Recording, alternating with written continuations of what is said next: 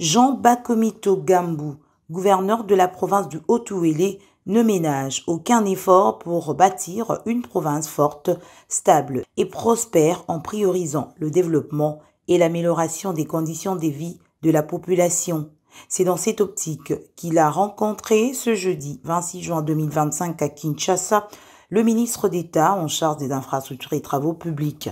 Pour la petite histoire, le Haut-Uélé a perdu 3 ponts à cause de leur écroulement.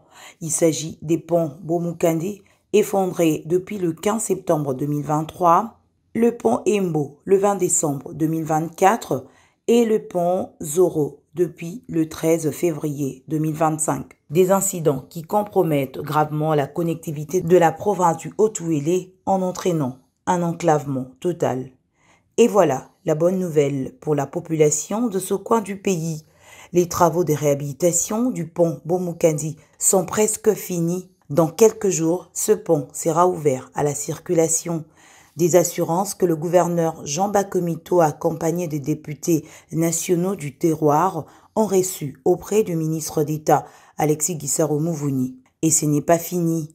Pour les 2 autres ponts, les matériels vont atteindre Kisangani dans plus ou moins 2 semaines pour les travaux de réhabilitation.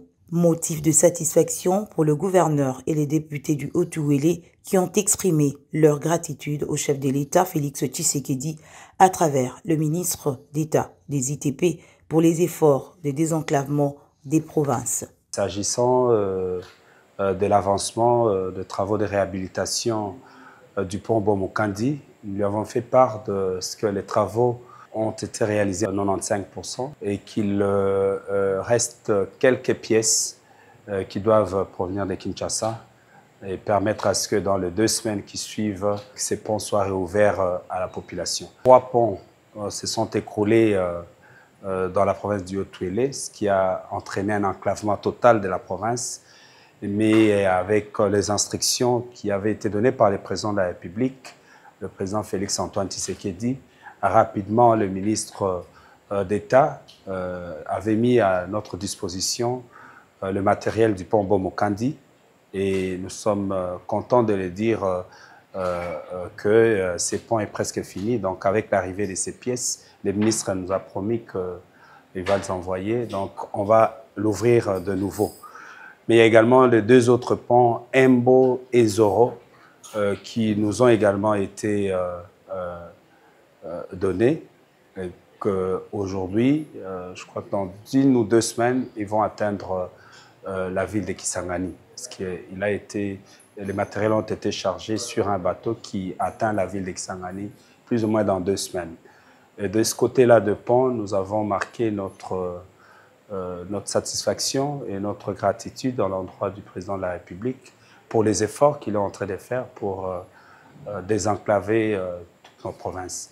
Les questions et entrées aux infrastructures routières ont aussi été évoquées au cours de cette audience, avec un accent particulier sur les routes nationales numéro 25 et 26 qui devraient faire l'objet d'une prise en compte au niveau du gouvernement central pour les financements de travaux à travers soit le Trésor public ou le FONER.